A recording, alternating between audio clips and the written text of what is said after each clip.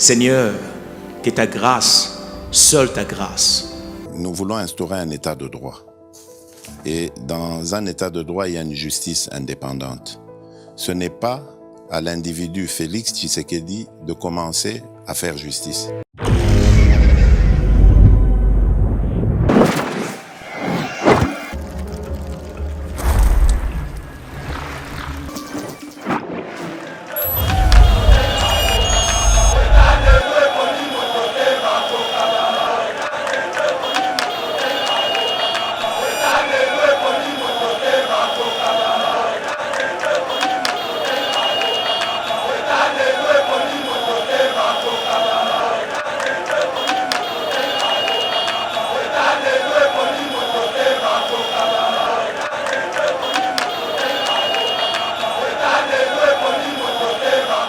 C'est ça qui a fait peur à Joseph Kabila parce que Joseph Kabila a dit tongo alelo.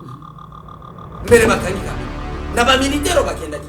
Et il a compris. Na mayele ne mabe azala nango. Accompagne les arrestations les sandé a béni président de la République. Fatih n'a donc que des militaires pour 5 jours. Ça c'est vous dire la vérité. Na yo ki bien té, na bima. Problème est ça té abimi mais ezali départ sans retour. 1800 commandos batamboli Lubumbashi Mobimba. Ba lekiti konta ba faire ma Joseph Kabila. C'est ça qui a fait peur à Joseph Kabila parce que Joseph Kabila a dit tongo alelo. Mais le bakani Kabila. Si omoni Joseph Kabila anima kotia Zoé na Tanganyika azala gouverneur ezaki po anini ba arme bilo to bata koleka kuna Fatia de Boulona kinga katikala. Mwana sala ki peur ya Kabila kwa kene na Lubumbashi. na kati ya kinga reste ba Congo basaki ba prisonnier o ba libérer bango à l'époque. Mercredi matata pono za na justice ko kene no sango. Matata pono tango za na palais de la justice mercredi. Soki matata pono zongi na ole yaso. Na plateau éveil patriotique. Koko Adolphe Muzitu komiko sanote. Soki ko agotanga ba semaine aza déjà c'est la liberté d'expression congolais non so aza. Mais élection en 2023 Adolphe Muzitu longolo ma cancelo. Seigneur, que ta grâce, seule ta grâce. Nous voulons instaurer un état de droit. Et dans un état de droit, il y a une justice indépendante. Ce n'est pas à l'individu Félix Tshisekedi de commencer à faire justice. Bonjour mesdames et messieurs, bienvenue dans notre émission Éveil patriotique, émission Oyo ndenge na lobaka comme d'habitude kotaka na banda kuna bino to pesa bino information aliko le kanambo kanabiso lelo tozali bongo na actualité ezali ya Joseph Kabila wa ebaki na ko voyager depuis lobby kendaki bongo na Abu Dhabi aux Émirats Arabes Unis pour un séjour soit une visite de 3 jours bon ne bali koloba donc na Dubaï. Tokolo rappelle sous 1800 militaires à JR garde républicain.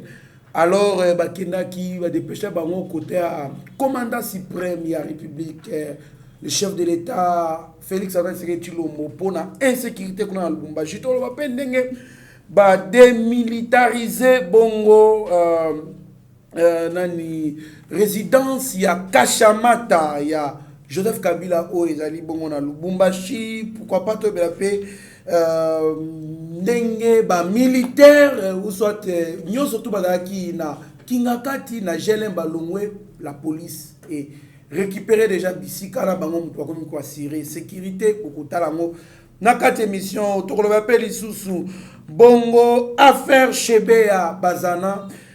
Général Djadid a placé en résidence surveillée, général Oyo Bakundaki bongo fidèle bazana chauffeur ya Chebea na lupa unae oezaka na mitendi to le appelle sous Matata Mponyo le temps de l'impunité révolue en RDC. L'ancien premier ministre Matata Mponyo devant la justice ce mercredi 24 février 2021 pour comprendre pourquoi vous avez kosengana ancien premier ministre bomba énergie nae pour na ko bisango na justice que plutôt na ba conférence de presse ma etokolo bela ezali ebele Kalev Mutom tweets.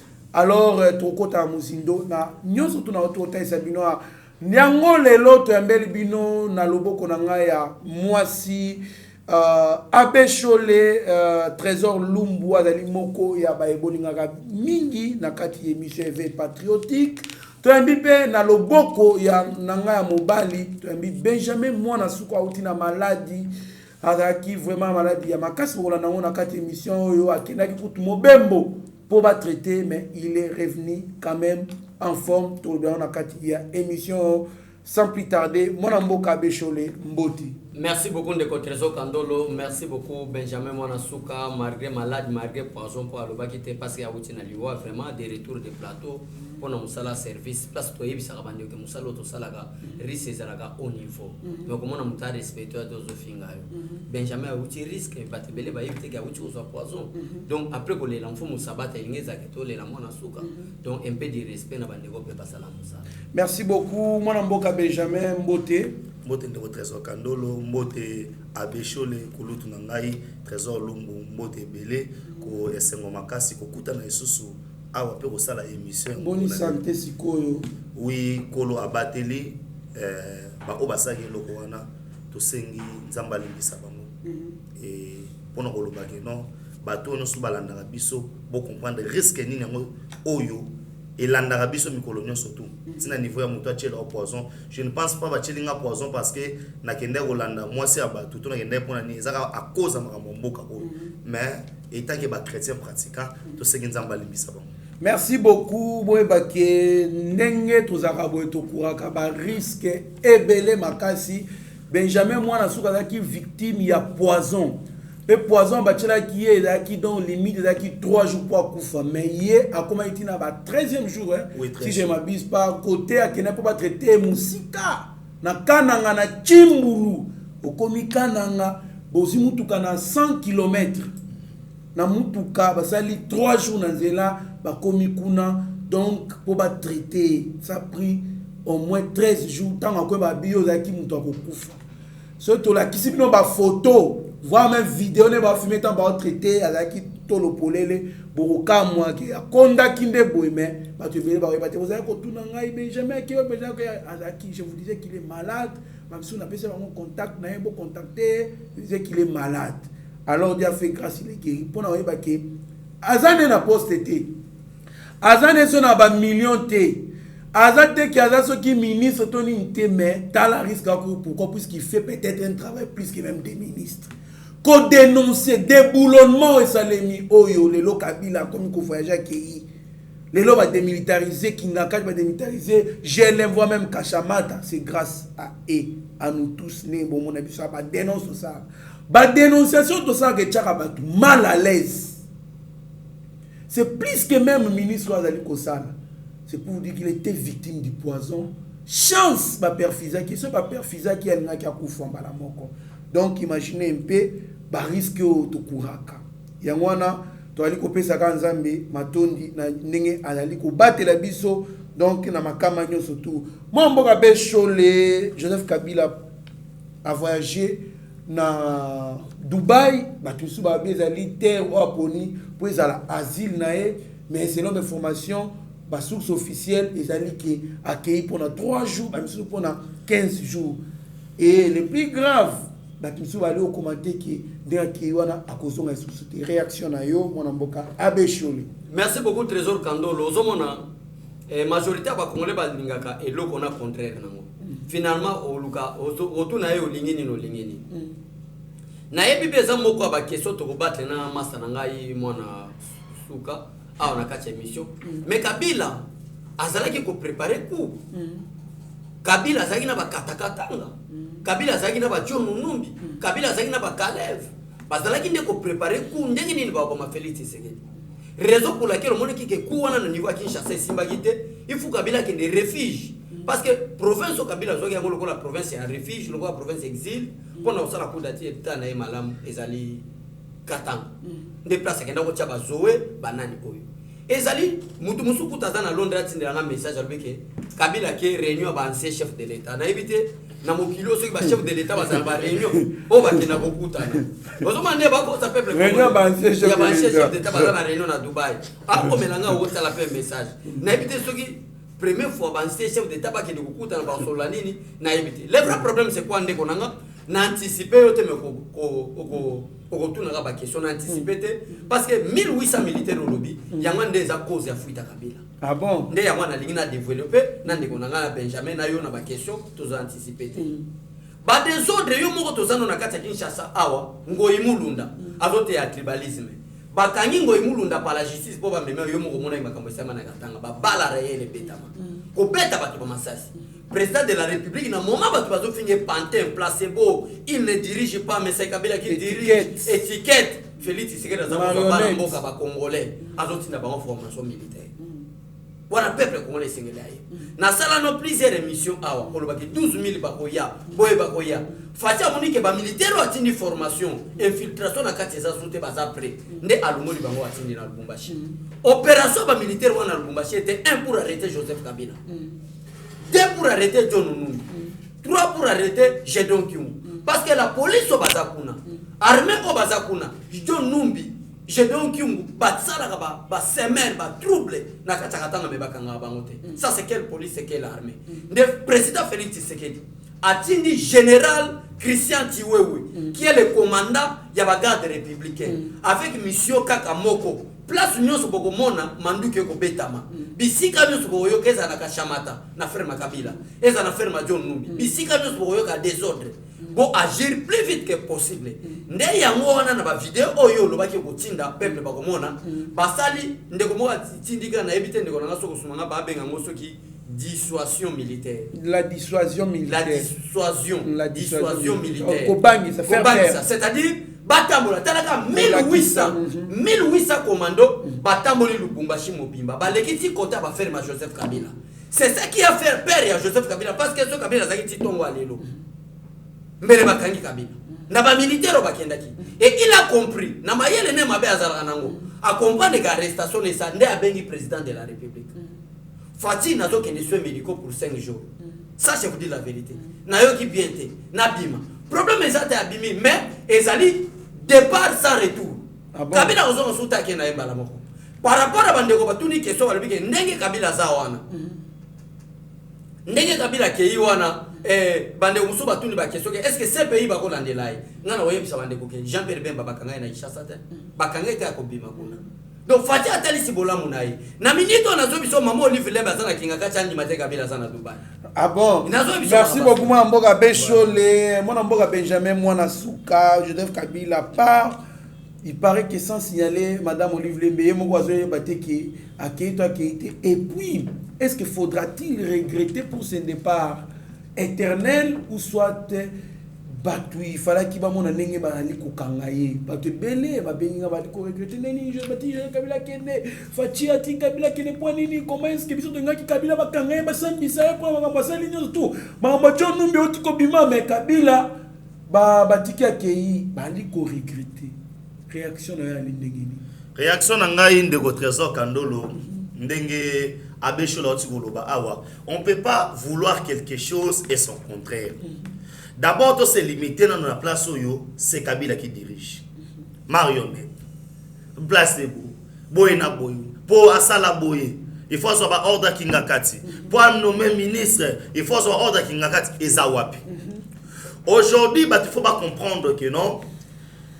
Président de la République, en particulier, il y a un problème avec Joseph Kabila. Mais Joseph Kabila a commis des crimes dans Mboka Oyo. Joseph Kabila a marché sur la constitution. Joseph Kabila a se créé un problème yemoko tangwaza na pouvoir. Et pendant 2 ans, mission ya Kabila zakini. Je dois éliminer Félix Antoine Tshisekedi Tshilombo na retourner na pouvoir. Quand on a retourné na pouvoir, ba Bechole, ba nani na ko exterminer bango. Nous avons mona les Kamumuké boy, on va mettre du feu. Les Kamumuké boy, on peut pas nous intimider. Maintenant, Kabila qui est Katanga, pour lui, tant on a commis na Katanga, Azaki sirga besoin soutien ya Rwanda, Uganda, Burundi na Tanzanie. Tu omoni Joseph Kabila, anima ko tia Zoé na Tanganyika azala gouverneur. Ezaki po anini, ba arme bilo to banda koleka kuna. Asali na noyebe ke no mission na efo kutana Jedon Kyungu na auto bengi na kombo John Numbi na niveau Lubumbashi, masano samla akelwa laba et pas Bouyesh. Na simanango ayeko tanga comme pas mouillage avec non na ye a on ayeko pema na yeko sala le côté mais à beti virgule a se retrouver na ville à Lubumbashi et na solo ba non Félix Tshisekedi Tshilombo asamuti ya malamu parce que bana wana lobby nzembo zaeka moko eyule zoye bumaye bazaki prêt ya kokangaye boye baboma ye mais fachata la bité ba commando 1800 commando mais na bisio 1800 commando pa maté bo bakisaka armé jusqu'aux dents bana o ba yekoli ndenge ba betaka matuza basali musala comme il faut siko ba ya siko batala ke non yonde oyaki ko semer régime ya ba rwandais na mboka na biso bana na ba raisonner que non katumba moi ki adaya bazo raisonner ba rosi mukende so ba kozwa siko yo bazo kabila ndena mawana nzambe kabila sengi kulwa akene libanda mais nazo so boye akimi mbula ne balé kabila ke kuna pour en négocier ba bien na ye parce que mboka sera qui existe des na Chine. La Chine pourquoi Toyoka qui Global Witness o ezali rapport ya banglais et lobby fortune ya Kabila 550 milliards en espèces sans compter ba bien. Hôtel au Kabila qui était na Dubaï ya yemoko o eso coûté 1 milliard et quelques mon na biso ba congolais. Ah bon. A qu'est-ce qu'on négocie na bango s'il y a moyen ba vandise wana bango pesa temporaire. Donc ba tout monde na bana misana Bana misala na eko yo mona te Kabila na veste mo ba jaquette la wana le roi va fermer wana ezana griffe mo boy griffe na compagnie mini ya ba asiatique ya ba arabe compagnie na ye ça veut dire pour vous dire quoi tikabima mais est-ce que l'on a joué sabatuke au moni ba ko sa mo li kamuté Shada ina tonga zone di mate Kabila ke maman Olive zo benga Shada mi mutu no ndeni na zo benga chongo zo lekate oyo kité pour mère azaki na ba Congo Olive azaki na ba Congo azo denha azo yemba banze mo Michael Jackson ayo kana retour boy mobile ya kesa bola kai na mo image mbala moko ya kukuwendo wa sabang bato banda ko ganga na mubutu biso seko tozana yo leo Kabila ke yeboko mo vasakana liko fe bimite nando za liko fe bima e bimite de okando pona la kisa oké bandeko Kabila ke yi manœuvre militaire ba petso ba yewana bossa blaguité. Merci beaucoup mon mboka Benjamin mon souka en tout cas et logo ezakana yango je pense qu'il y a un temps pour rire, un temps pour pleurer, un temps aussi pour na ko sepela ko festoyer consort. Il faut qu'on dimanque tant wana yaba bourreau ya mboko ezali susute. Faut peuple congolais se retrouver. Je pense qu'avec la tête et les papiers, y compris les stylos, Abécho Alobaka, les lots Joseph Kabila a voyagé. Azonga teme, toebaka ki, azai sunamboka oyo, te. Et loko mususu na lingina bakise loko mususu. Kolongo la système ya Kabila na République démocratique du Congo eza kuangana likaboli karate. Kabila zaki na système tiba capitaine, tiba kalevo bazwa ki Congo batina mapeka na bango. Po ba yeba ki bien que ça pratiquement impossible na Félix Tshisekedi na 5 ans oyo a déboulonner système. Tala lobby ambassadeur États-Unis na palais de la nation. Donc même communauté internationale, même les États-Unis, pays puissant numéro 1 au monde, militairement parlant. Mais bazon dit que dans l'espace il y a 2 ans, Félix Tshisekedi a déboulonné système il y avait étranger dans tête ya pays. Alexis Tambwe Mwamba président Sénat akoya. Jani Mabunda na bilo na. Quoi le la mine mais balo ba ba chena bango na kati. Wana esa mutu soka lobi bongo so. Esa kuwe le la mine na mundo ko. Ba Mabunda longwe. Iluka ba kwe. Équateur bibotu so bibotu mine longwe. La mine. Voilà. C'est-à-dire quoi? Félix Tshisekedi a compris que Kabila c'était malin. Asa mutu moko asala politique ya marionnette, politique ya lokuta. Nga esengeli na tika la droit. Mon frère, en Afrique, il y a un système dictatorial qui a 2 ans. Mon côté, donc, il y a une innovation et il y a la République démocratique du Congo. Nation, tout le monde a président FIFA qui est en Mboka Oyo. Ndeko Congo Oyo, et Gobet ça va couper d'Afrique, va couper du monde Congo. Mais le vrai problème, c'est quoi? Le vrai problème, c'est qu'il expliquer le peuple congolais. Dans le moment où on a Kandolo, tout ça, on a posté Mouta Seng et le bilan du président Félix Tshisekedi. Pour Dadi Etienne, alors qui clair.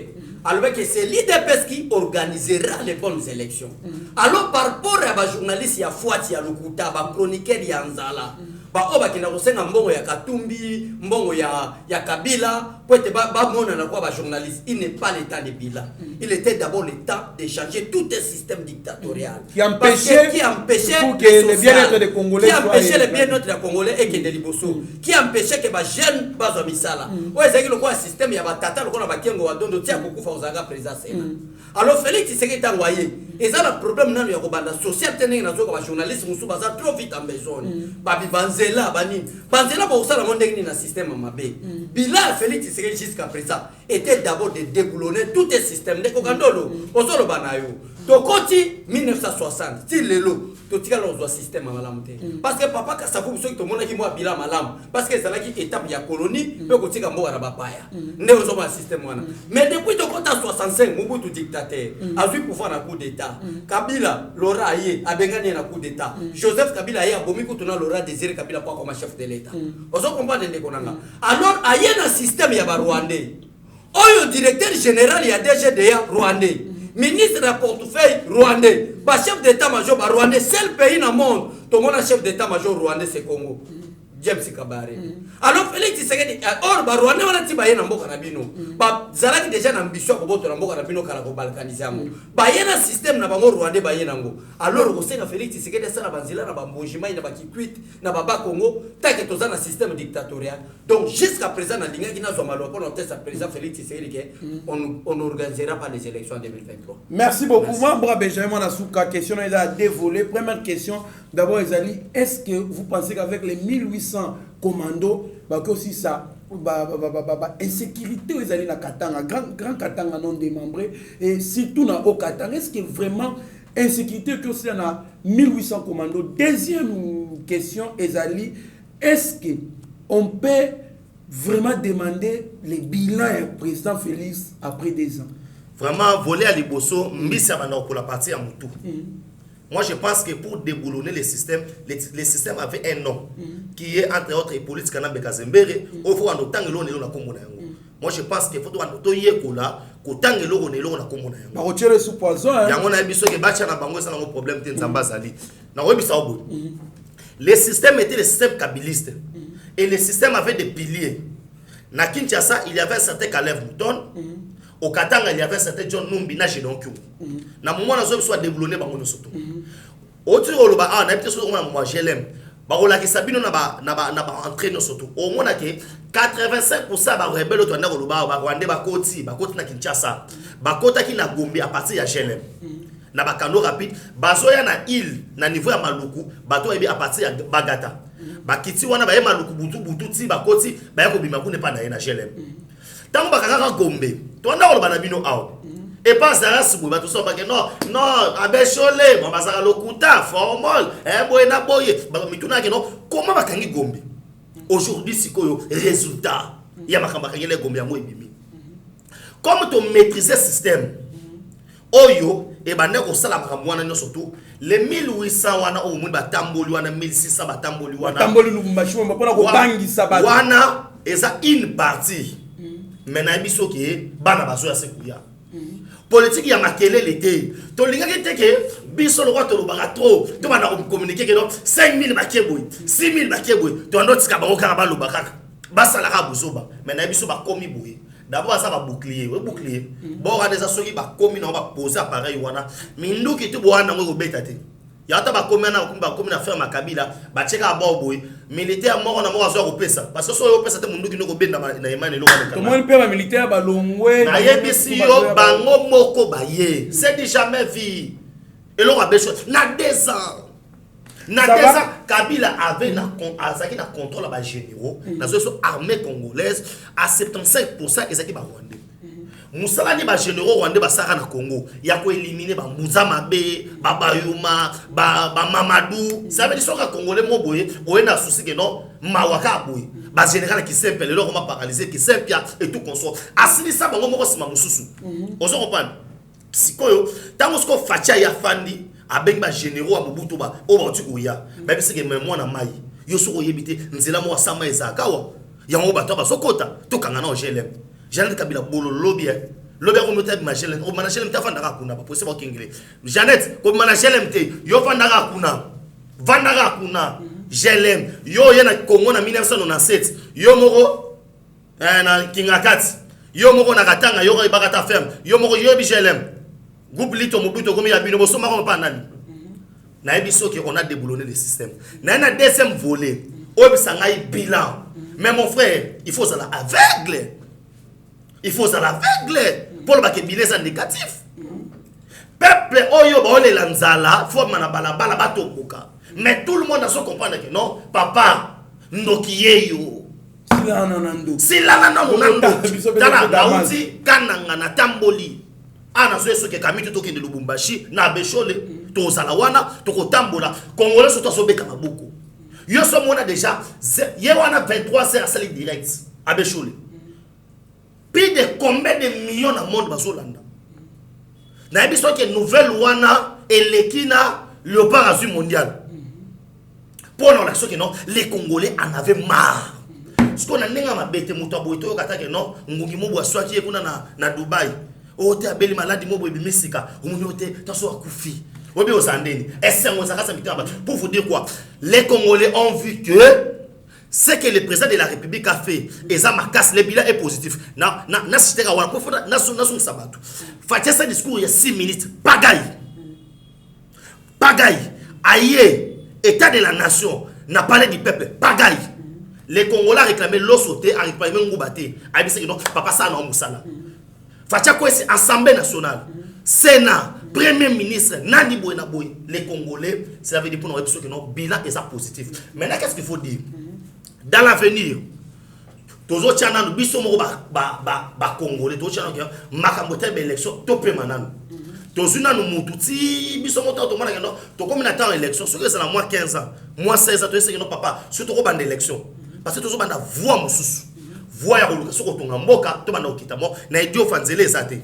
Bon to qu'est-ce qu'on a kanya bayonge lo nyango zosanga. Bon, ce que pas na biso kuna na cabine lo nyango zosanga. Ne place ko to sokende. Botika biso ba mas, botika biso ba kelela ba o élection boyena bo. Po azala kiawa. Matin fa le soko soko pouvoir. Babina mbushima kuna bazele ezate ba twanyo comme ascenseur kaka moko. Moto ya zimbongo ya mama Olive.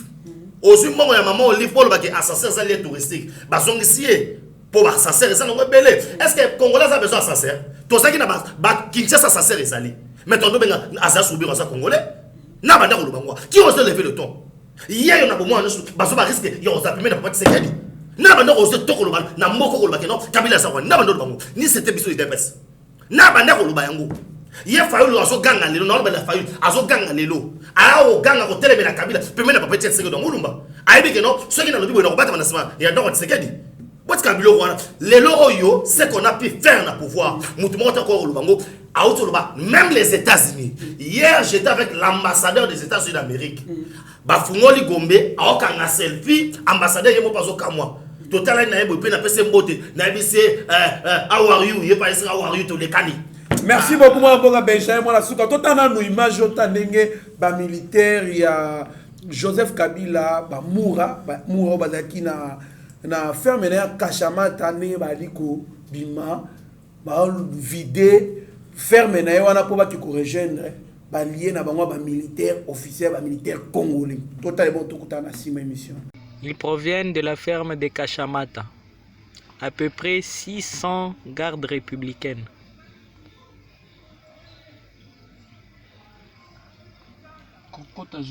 Ils se dirigent vers Kamanyola pour être transportés et aller être réinsérés dans leur unité d'origine.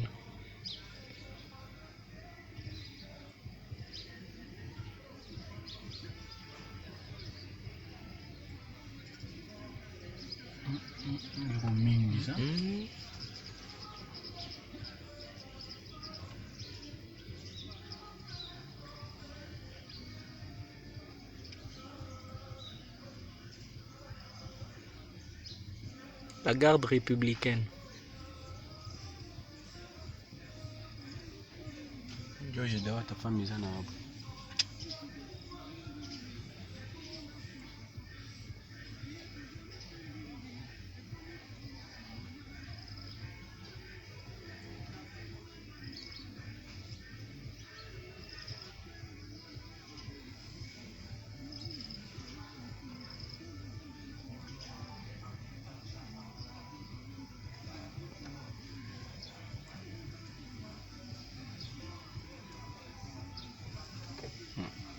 Mais Raisi alikuwa na bataillon.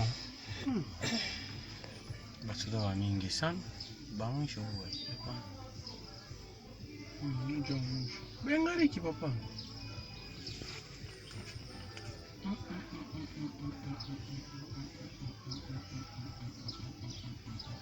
Acha safana bom vita tu.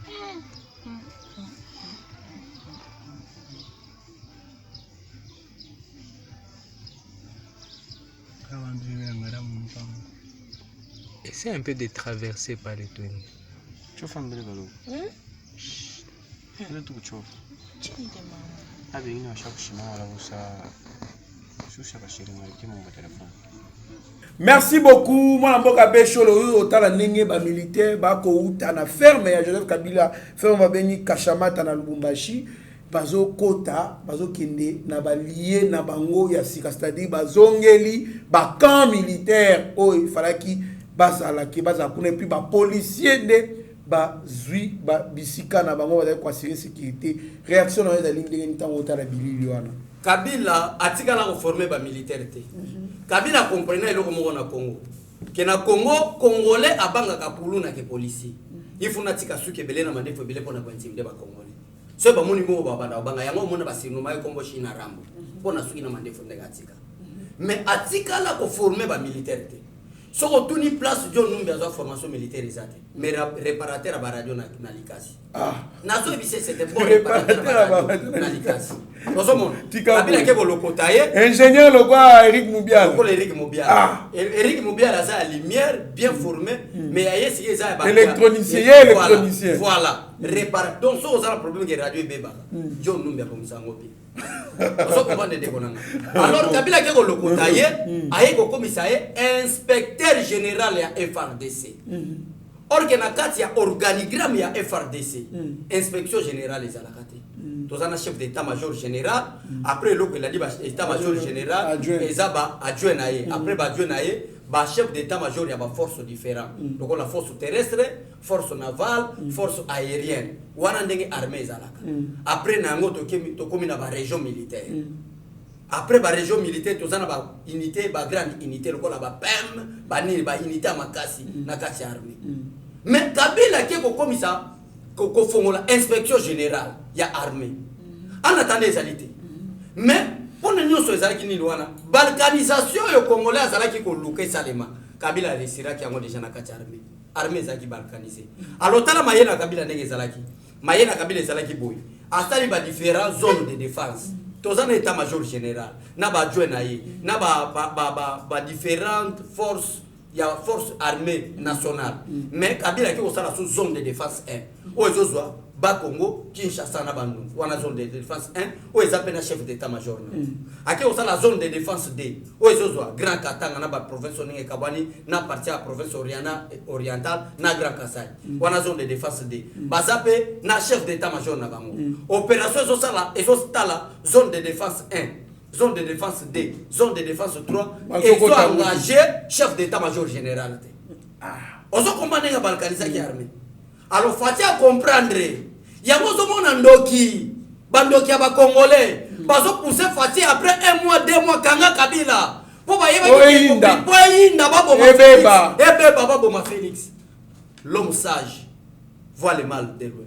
Tant que bino ba kanga Kabila n'est pas à 2 mois, 3 mois babo ma Félix Tshisekedi dans une politique yasika. Je ne peux pas fouiner le passé. Une façon de distraire ses ennemis qui est Kabila et Fayulu, qui a fouiner le passé, c'est au Sakaraka. Nous avons différents membres du gouvernement. Allez, par rapport à marche, nous avons un commentaire. Oh, bah, militaire, bah, ça y est. Bah, JR, ya Kabila, bah, bangina, no, eloko moko. Eloko moko, ndeko Benjamin, ou tu veux le bouclier. Donc, bon, roi les américains, bah, ça l'a ganango. Ba américain pour ba le kota président mo nanda ko présidentiel naé bon ya muso ya kana système ya avion hélicoptère mo dès que zo qui na so ngwana ba militaire ba armée na bino ko kama ba neutraliser mo siko ba militaire on fatia tini na Lubumbashi wana bazaki na ba bouclier wana émission na ngona uti ko lo bana début izaki place nyonso ba mona kokoso ba kokota eza la place ba pekisi ba monte ke so kokoso eza bokota do ba limite bazana limite te boke to men suspect eza na Kashamata atana faire Kabila yango zo mona raison fuita Kabila yango zo mona place John Numbi minute oyo Kabila sundoli Kabila qui a kozonga soute soki se payer kozoe kuna. Ah bon. Nazo biso makamba solo. Alors tant ba moni bouclier wana. Nde ba jier ya Kabila. O Kabila za kotela motema. Bango mo ba bimi na mulongo. Moko ba yeba déposer arme lance roquette parce que babangi. Donc Fati a un système na ebité kandolo so zoeba Félix Tshisekedi a prometté qui peuple congolais que na présence ba généraux ba Célestin Bala bazalaki officier généraux et armée belena la police bazalaki. Fati a prometté qui bango boyi na kosala armée congolaise l'une des puissances armées en Afrique. Liango ezokokisa. Tout à fait, merci beaucoup. Moi, Lamboka Benjamin, placé aussi un mot sur démilitarisation ya Kachamata et pour les policiers va remplacer avant tout comme na Kingaka tu peux trouver que ça va imaginer yango. Oui, vraiment nazota nanu général Chiyoyi. O azalaki fidèle serviteur ya Kabila à l'époque et Fachi alongoli Sol a commissaire Paul atindesko na musala. Parce que moto ayebaki résidence bien que to logota Kabila awa tinel les ali bouye. Au moins opération na so ki ba militaire babi ba yesir ordre ya commandant suprême. Babi chef de l'état. Avec Chole a outi ko expliquer awa comment on avait désorganisé notre armée. So qu'est-ce que ou teke pa ya mukonza mboka bi apesa yango chef d'état major na niveau kuna banga ba sele Kabila na chombo. Awe zabu. Tu ngotro trouver Kabila tani anga chapwa. Et comme institution et outil malamoko général tangoye albo bloqué dans koto. Bosala. Tu moni Kabila alinga assez dissimulé na kata batu. Azuba petit na bakuluna ya bakata katanga basala. C'était un moyen de le non, il veut rendre les katanga ingouvernables. Ba ke kuna pona ba jeune drogué. Voilà. Babandi sko ko tambola, soko tali bango marche na bango, batamboli bisika nyoso oyo, ba yebi ke non et logo ezalaka baleki taboleka baramase yango mona dernière minute mona maya leli kando les apamba te mona maya leli et logo esalami na Congo ba président africain soit que nous refond réellement mona oyo azali mona te ce que doit mudumba pour forcer la kisami pour nous le que non batamboli ba kombisike fallait ba koma et aujourd'hui tous en la victoire parce que on doit maintenant organiser l'armée. N'est-ce que comme bon Benjamin moi na soka général ya wapi ya kana na papier na utangaka wapi batunyo mo bloko mike yo général ba repanza munduki o so repanza munduki so des fois on na combien na moins d'1 minute so yo ba chelo général ba fungolika papa boaki mwana bando général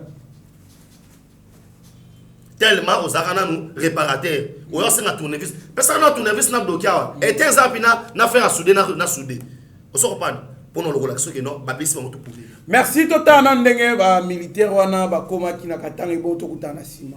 Arrivé à Lubumbashi d'un régiment organique des commandos de la garde républicaine.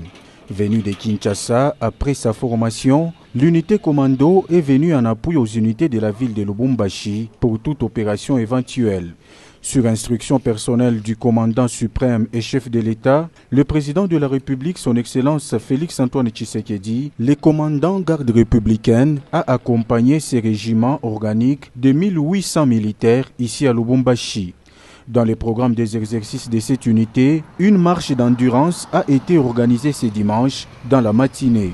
De l'aéroport de Luano, empruntant les boulevards Msiri, l'avenue de la Révolution, l'avenue Kasavubu, les avenues Kimbangu et Kabalo, l'avenue des Chutes jusqu'à la résidence du président de la République sur l'avenue Kamagnola. Selon les commandants garde républicaine, le général-major Chiwewe Songesa Christian, l'unité commando est à Lubumbashi par la volonté du président de la République dans les soucis de restaurer la paix dans la ville. C'est pourquoi le commandant suprême Félix-Antoine Tshisekedi a donné son aval pour que partout où les jeunes drogués vont s'aventurer de mener une éventuelle attaque, cette unité de commando de la GR puisse descendre pour remettre la paix, quel que soit l'endroit. À cet effet, la garde républicaine demande à la population louchoise de collaborer en dénonçant tout incivique ou qu'il se cache.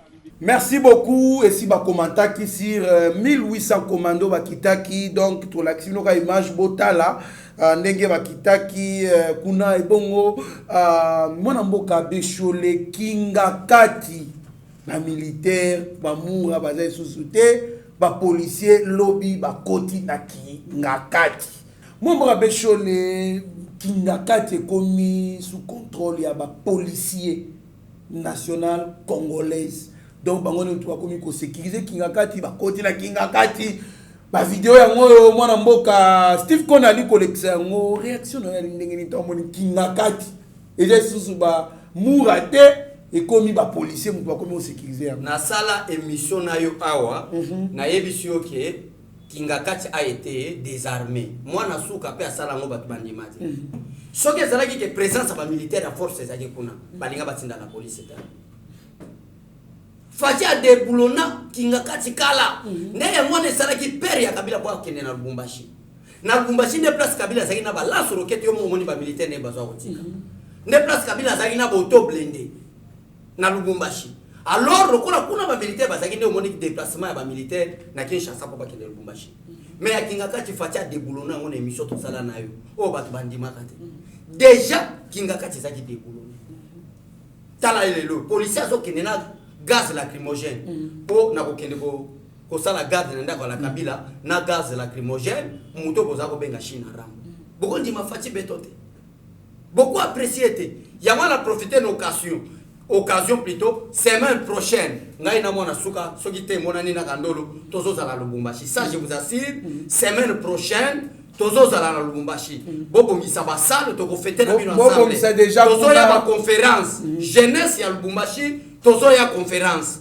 makambo toza ko laka na plateau éveil patriotique parce que plateau oyo eza plateau to ya osala comédie te to ya ka vraiment totali mboka na biso eza décrit na génome ya Veneva Joseph Kabila biso jeunesse toza batata comment c'est to kotika un génome a comme donc tozo ya Lubumbashi bo préparer boko en contact na biso tozo ya Benjamin Mwana Suka na sima Yeba TV tozo ya wana de sorte que to ça va conférence expliquer makambu ya Otoloba boyo kangosko ba salle de conférence ba bongisa tokozala wana na bino do bongisa contact boko benga kandolo boko benga mwana suka pour être toyeba précision ndeni tokopesa mais semaine prochaine toza déjà bozali kuna bolinga Yeba TV bo sala ba réservation déjà ya ba hôtel Nik Mukamba ba docteur boza kuna vraiment tozo bazali tellement ebelé ba Eliezer mingi bozali ebelé bo assurer déjà descente ya Yeba TV kuna. Donc na sima ya bande otamba out Afrique d'ici ba moko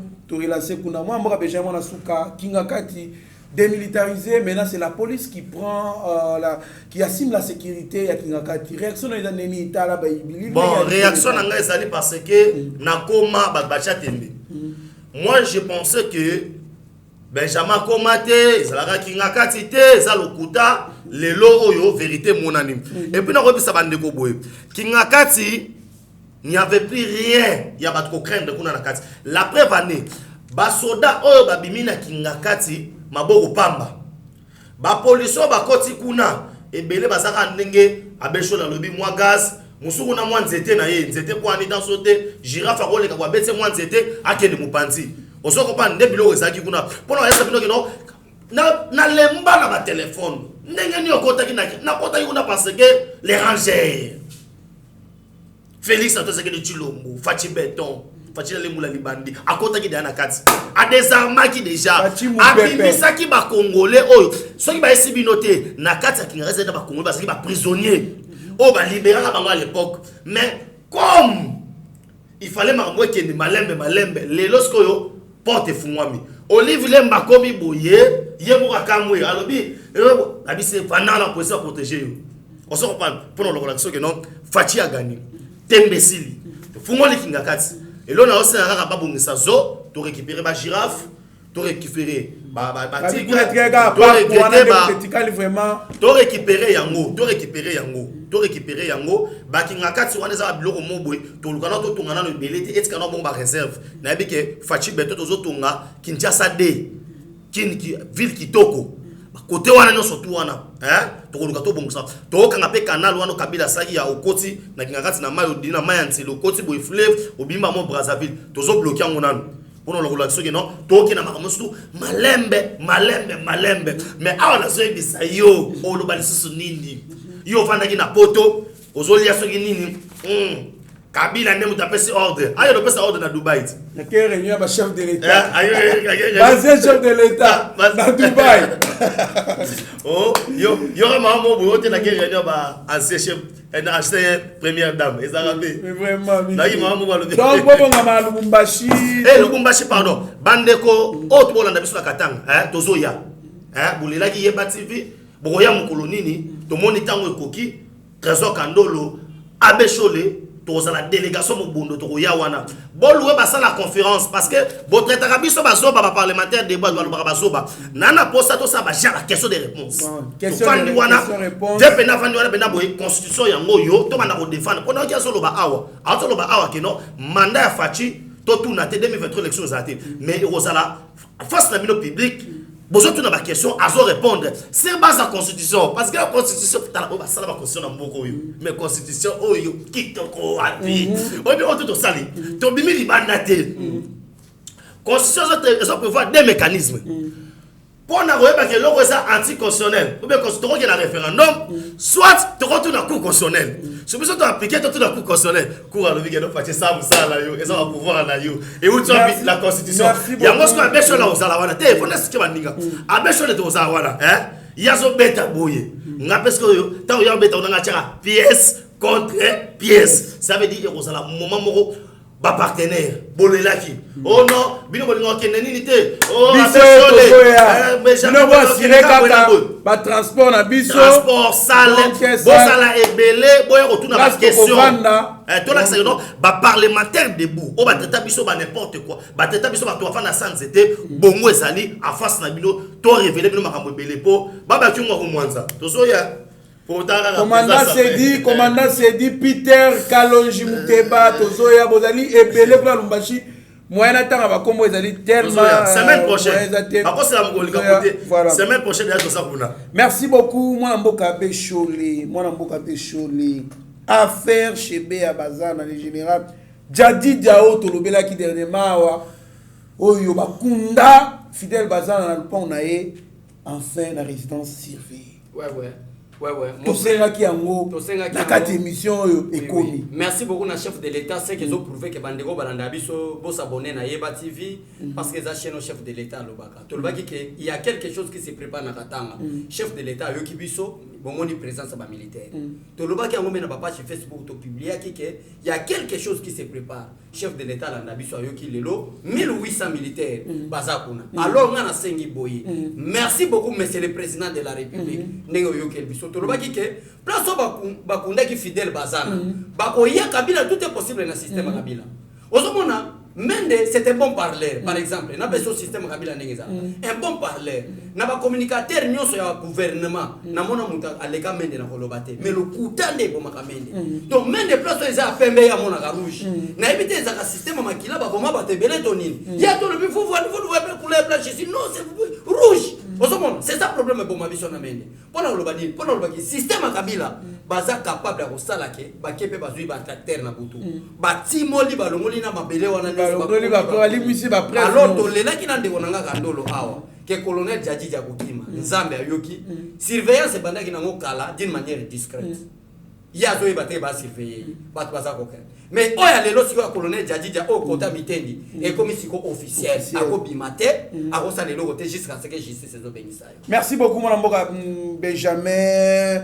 La mère est victime d'une propagande politicienne. Toutes les armées passées dans les services, y compris au sommet. Je ne connais pas un lot d'une personne empoisonnée ou tuée par la nerf. Kalev Mouton. Naebi ke natango ya fachi beton tozwa procès moko to bengi public oyo efungola biso tout makambo bele to yeba kite ne makambo elekaka ezaka Vital Kamerhe ebele ba wana ki to yeba nite to mona ka Sami Jamalo naebi oyo te to mona ote boena boete mais tango ba confronta ka sko bato Jeko ko Mulumba kufate aza bon moyi Jacques Muyamba kufate aza na bon moyi bande kwa Arma Tungulu banani baza bomoi Christopher Ngoyi baza na bomoi cela veut dire quoi yango on a besoin que il ne suffit pas que mutalo bake na yebité mais tant ce que comment en face ya batuana ba tiebino confrontation ne place ko bazuzi ba koluka bala kisa eza solo to eza lokuta il y a des preuves ba policier ba lobby banani basali il y a aussi des preuves matérielles yango moni ba kena no mangu place Djadji Jana Sali ba bloquer nan so Caleb Mouton oh John Numbi oh nani matata pono yo wana te na anticiper au mona asali ba point de presse belé na yebelo côté mais mutunyo surtout oyo tant que no ba kangi yote na ba déféré oyo na ba juridiction oyo pour ba sambiso te ozaka na présomption d'innocence on pas obéir ma monio. Mais surtout, je suis innocent. Jamais je suis innocent. Les loyaux, à ça wapi. On se comprend. Pour nous, la question non, va prendre mal la banque patience. Tant qu'on va au sala. Kabila za awa na mboka oyo.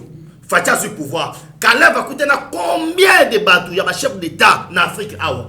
Misora moko ba éliminer. Félicitations de tirer du tulum. Tous ces routes qui sont présents avec ça voyager à Landaka na sima. Voilà. Cela veut dire hein, basa le loba oko c'est la terre. Ce gars sont niés, pas de problème, ne rokandolo. Mon droit ça droit ya le bagena ça innocent. Asa na droit wana, mais il y a des preuves. Et bon gombe autour le bakaya gombe. Combien ba combattants se retrouver bango monsieur Koufa. Pour ba kunda ba kasho sa mobile. Na saka batu awa kino azas ube wa kunda batu asala batu non lo kuta.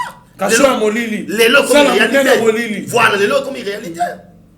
Abeshole wana combien de perdants? Bakenda wapi? Combien de torse on a aner? Ça veut dire aza calme. Merci beaucoup. Quand on a dit qu'il s'appelle le Gomo concernant Caleb en dehors de Hollande, je crois Hollande qui a une guerre entre les secrétaires généraux et Caleb pour le Hollande chef de l'État. Nazo il s'appelle le Congolais Kabila ça va préparer coup. En dehors de ça, Caleb Mouton mon frère les lots va sanctionner les militaires. Va sanctionner ba Tango Fort, va sanctionner ba général Kanyama parce que bazaki ba homme en uniforme au bazao simba manduki par qui dit ba ko beta manduki. Mais Caleb c'était civil. Asa civil. Asa militaire. Comment est-ce que la communauté internationale va sanctionner? Moussala ya aner et comment Moussala ko bomba ba. Et ça Moussala les États-Unis d'Amérique, l'Union européenne. Pourquoi va sanctionner Caleb?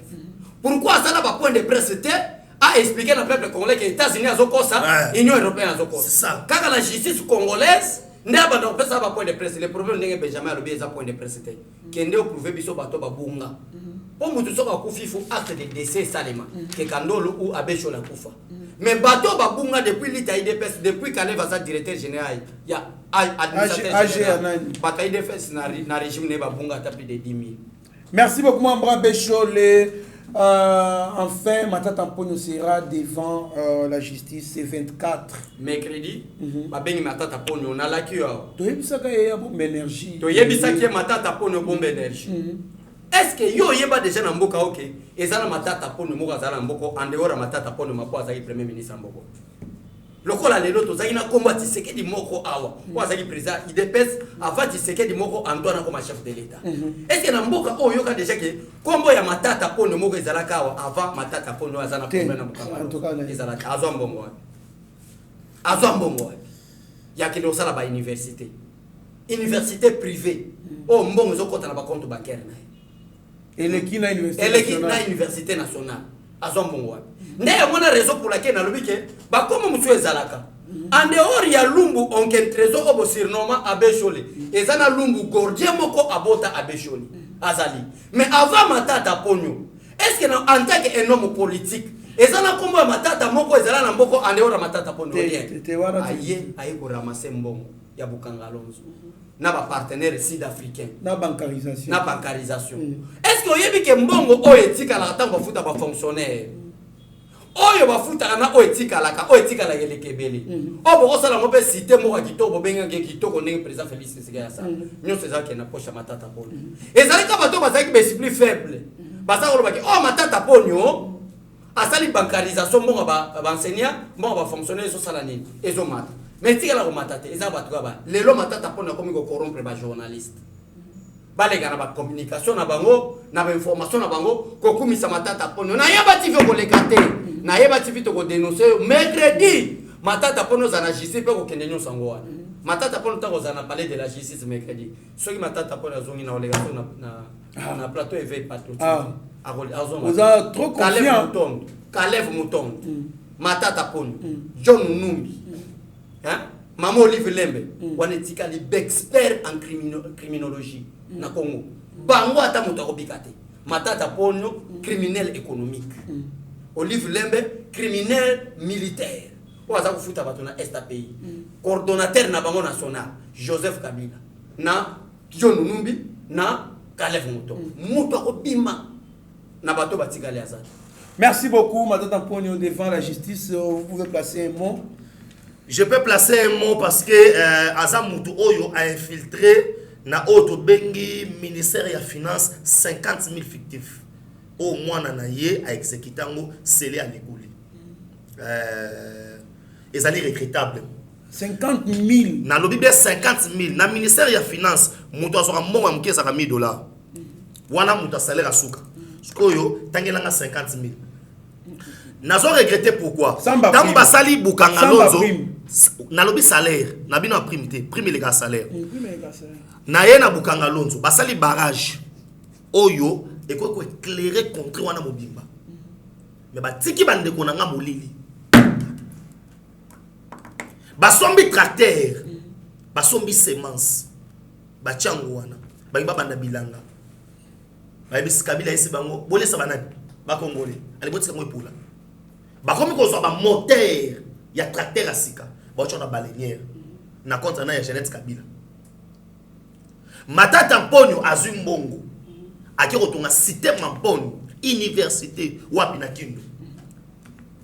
Akei ba saboter kolia ba congolais. Azui mbongo oto ba fictif, mbongo to wana ba banda ko sala wana. Yango monaka na tangu ya Félix Antoine de Chilombo le président de la République basengi basa ministère à finance. Ade foso kawana ezaba banque o ezaki awa ezo financer ministre à finance azo bisa mbongo na caisse à l'état ezo kende bongo nyoso to wana matata Mponyo. So yazo bulondre ke dossier ba memeli kuna ezaka bukanga lonzo. So azo pena mobondo ya ba dossier. Pona mona wacha mono organisation obelo ko saindeni oba sala ndeni. Ne oyo pe Vital Kamerhe saki baza na 10 personnes bazu mbongo oyo bina kesa lita ba kabolele ngo 10 personnes 9 personnes ye matata Mponyo mbongo ekoma ye na 10e personne so boluka traçabilité bomo na ngote or azama elle était pourquoi l'IGF asalaka auto bengi contrôle mais à partir ya ba inspecteur ya finance or ba dossier tout ça électronique et l'autre doit être électronique attends façon ndeni na base de données basa na possession ba osala pour ba récupérer en ressources. Il se croit qu'il est plus malin. Qu'est-ce qu'il a fait? Il a effacé les traces. Or crime parfait des raté otika kaka ba trace et cette trace là tant ya tiki yango ba récupérer yango basa nango na so biso boy et longi na monya bimisi botika na bisa bino eza Vital Kamerhe po biloko ya sala o Vital Kamerhe sa on la to moi bayata lelo so des boutons dans une semaine facha okene mo inauguré on surtout bibilo ko salana Kamerhe so na top Congo aganga ce qu'on y est passé ni à jusqu'au la presse congolaise il y en a ça ba bande quoi presse à cause de mbongo ozo ngene ko pesa information au puta mutu ko mata pour protéger na ni oza preuve na ngote sikoyo mercredi na ebite Vital Kamerhe pesa biso 5 minutes à Tchabou 5 minutes quand on beta dada yes ko na ebite so pesa so ko bene. Merci beaucoup mambo ka beshole to komiko chitene émission na biso Adolphe Muzito alobi il y a une mauvaise volonté et à l'ikola qui ça mais pas mokoza mboka ya koboya ko organiser l'élection 2023 à partir ya mois de juin ba ko bana compter mokoza mboka ba semaine ndeko nanga ozomona opposition na Congo sans IDPS c'est la société civile. Vous comprenez? Ah bon? Ouais, donc opposition à IDPS et opposition à Congo sans IDPS et comme société civile. Donc c'est difficile na matata Mponyo na Adolphe Muzito ça la déclaration. Les lo crainte ba matata Mponyo zani ba comprendre que ba mata ba kita. Ba ça la déclaration te élection en 2023 zate. Wana nazo informer nani? Adolphe Muzito. Papa Adolphe Muzitu na habité à sa koko pour ça peut mukolo akala ko monel ko ma jeno mo koko Adolphe Muzitu komiko sa noter ce qui akotanga ba semaine aza obligé akotanga c'est la liberté d'expression congolais nyonso aza libre koloba mais élection en 2023 matata nani Adolphe Muzitu longolo makansele ko zate élection celle maté peuple maintenant za concentré ko déboulonner système ba dictateur ko tia social ko tonga ba ville kitoko na Kinshasa peuple congolais azala l'aise élection to kotala ngo peut-être en 2028. Merci beaucoup mon mboka Benjamin bazotanga ba semaine pona ngozamboa comme ça abaye bandenge ni mbongo ebanda kolonga kesa l'état ekota pona compte ya organiser élection. Bon, kolota muto sote pesa melia lota les droits na ya akotanga ba jour akotanga ba semaine hein mais ebonga osala loko mo boye oyo moko so ndimaka na osala ngo pona ko défendre intérêt général à bato mais osala yango pona libunité. Il a été premier ministre parce que mwana soi-disant mwana kasi ba pesa e passe anyokola tina bato ya palu. Akela ben matanga ya mutu apesa passe. Apesa passe. Quel niveau? Dans le niveau. Parce que lelo oyo bato si ba moni oyo sali. Oyo sa batuni. Oyo sa batuni. Ça veut dire quoi? Batika biso tout ça ma munenge seki. Même si élection aux en 2023. Ce qui aux en 2023. Élection aux a changa te. Il nous faut auto bengi fichier général ya population. Ndeko na ngai lelo tona ba difficulté ndeni faut nous répertorier non ya beso la toloba matata ponyo to faut to songa na ba génération 5 ou bien 4 nana portera comme matata ponyo na Congo origine comme on peut faut yeba ou tawapi.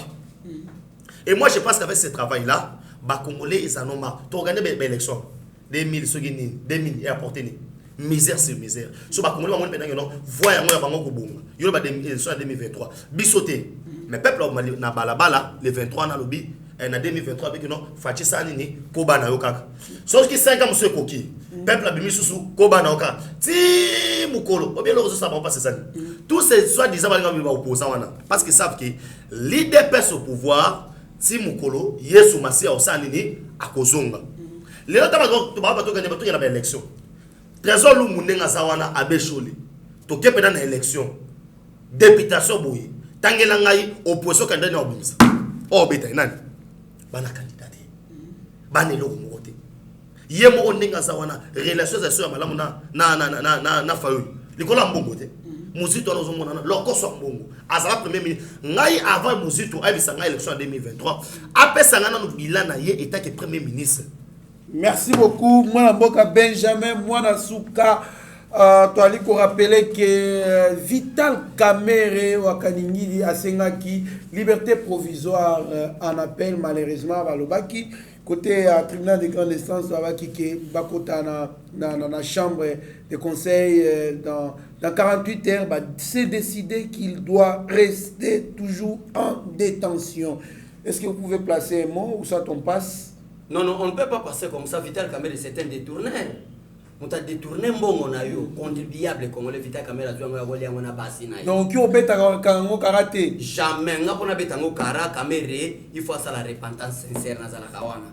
Allo ba musala na ye vérité qui na ko sala na présidence de la République ezala kenini. Ozomona. Donc il faut azwa salaro. Moi mboka Benjamin na ndeko trésor kandolo je pense parce que toi en Afrique hein na ba pays lo ba Inde ba neni ba nai au moins lo Vital Kamerhe salaki wa kina ba peine na ba bilonu sototé peine les pendaison oyo kwani parce que tango ba jeune ba olela mbongo Vital Kamerhe azwaki oyo bien so mi combien de bisa transport mbongo Vital Kamerhe azwaki wana so ba tiamo en terme masango nazaki na lubonda côté so bana mboka ba oyibate Fachi ba azoloni sa 50,000 hectares ya masango na lo ba 50 ngamu nazaki ba osala ici na transformation sur place yo mo moni pene tout ça 50,000 hectares ya masango mais poni ba olobela ngoti voilà pour nous que non tanto loba awa communication mo konza ya tanto loba awa ba bataka na ba caméra qui tabatala ba filmer